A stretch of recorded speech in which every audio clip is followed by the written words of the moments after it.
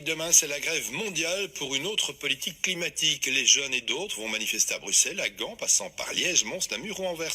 On peut le dire, demain aussi, les agents du département de la nature et des forêts vont sortir du bois en faveur du climat. Ils seront en grève, c'est une première. Ils veulent intervenir dans le débat environnemental. Marc Mélon les a rencontrés. François Barre et Nicolas Delay travaillent au département de la nature et des forêts de la région wallonne. Demain, ils iront manifester à Bruxelles pour le climat.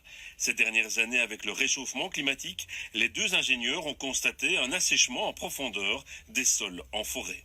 Les arbres sont donc affaiblis et donc ils sont plus sujets à des attaques d'insectes ou de maladies, à du dépérissement. Et par exemple ici, on a un décollement d'écorce. On voit que cet arbre est attaqué par une maladie du fait notamment des stress hydriques qu'il a eu. Il est condamné cet arbre. Cet arbre sera condamné, oui. L'assèchement a des conséquences importantes sur la santé des arbres. Presque toutes les espèces sont touchées. Le frêne, le chêne, le hêtre, l'épicéa, qui est une de nos espèces les plus importantes au niveau économique pour la construction notamment de nos maisons, les douglas. Donc on constate vraiment des dépérissements généralisés d'une ampleur sans précédent. Des agents du département de la nature et des forêts en grève demain, c'est exceptionnel. Cette grève, effectivement, c'est une première pour les agents donc, du département nature et forêt.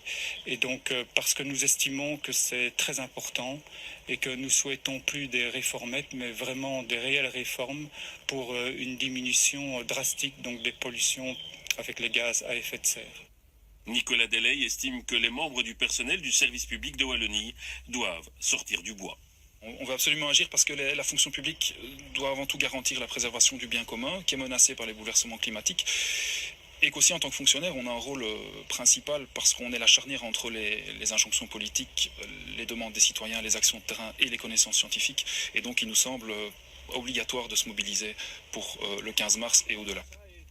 Pour sauver les forêts, les agents du service public de Wallonie espèrent être rejoints demain à Bruxelles par des collègues fédéraux et de la région bruxelloise.